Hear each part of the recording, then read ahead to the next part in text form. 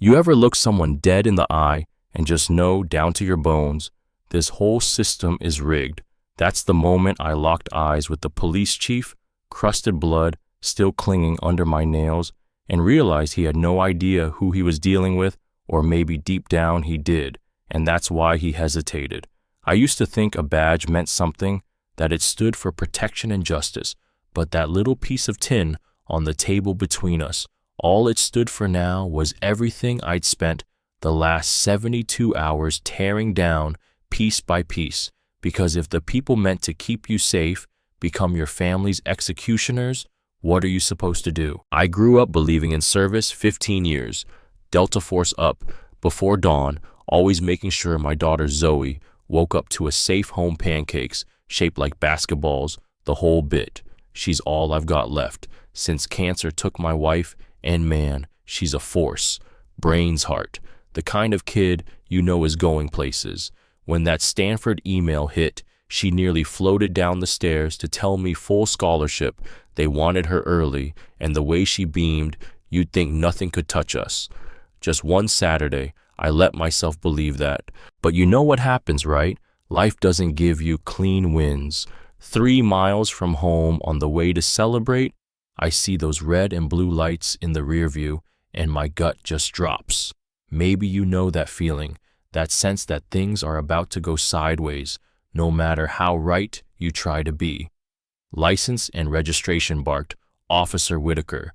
Cold eyes, all muscle. His partner circled Zoe's side hand on his weapon. They said we matched the description for a trafficking case, and I kept my hands where they could see them. Every move slow, deliberate, years of training, whispering that compliance meant survival. But nothing could have prepared me for what happened next. Zoe tried to record, said it was her right, but Whitaker went for his gun. Brennan yanked her out of the car, and before I could even take a step, 2 shots, and my daughter dropped to the asphalt. I remember screaming for them to let me help, to call an ambulance, but they just pressed my face into the ground, my wrists cuffed, while Zoe bled out in the street. I fought in wars, but nothing prepares you for watching your kid die, for whispering promises you can't keep as her eyes go glassy under the sirens. 8 hours later, I'm still in that blood-stained shirt, no water, no answers, just questions from some detective who keeps talking about accidental threats and proper procedures. Where's my daughter's phone? Where's the video she was taking? No device was recovered at the scene, they said, like I'm supposed to believe that.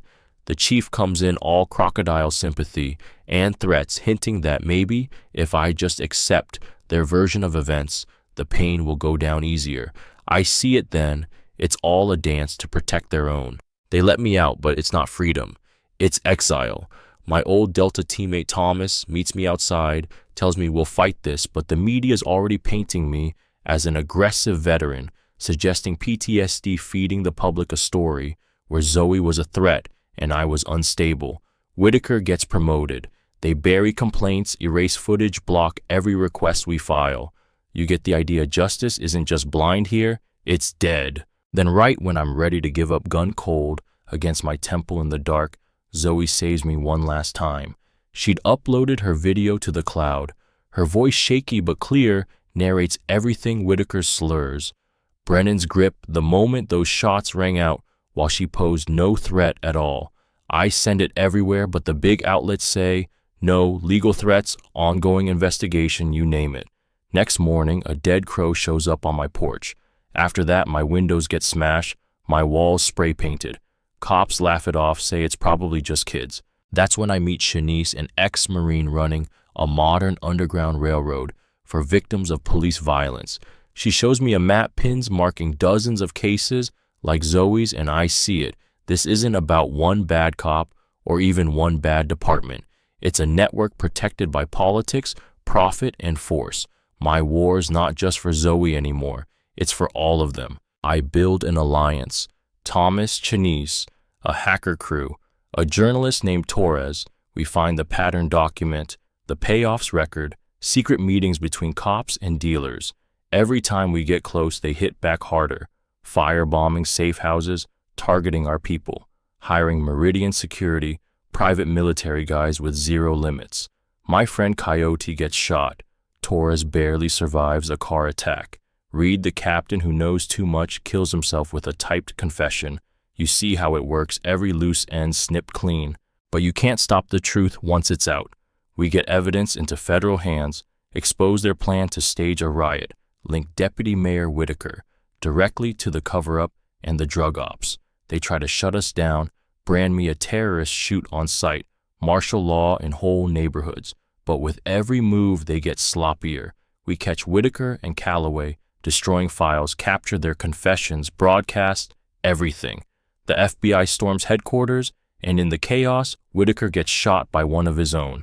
Call it karma, call it tragedy, but either way, the public sees it all now. Doesn't mean it's over, though. They try to bury it, use the national security card, deploy military contractors to erase us.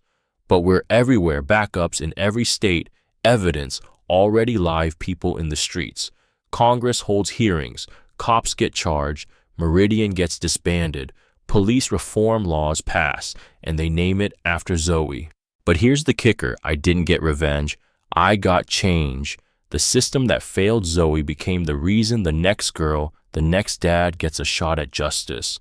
On the anniversary of her death, we gather at her grave, and I think she changed the world after all. But that doesn't mean the work is done. So, what would you have done? Fought back or trusted the system a little longer? Comment below justice. If you think we need more accountability reform, if it's time for a complete overhaul. If this story shook you, hit like, subscribe, and share your thoughts, because the only thing darkness fears is the light of people who refuse to look away. And maybe, just maybe, that's how we bend the arc toward justice together.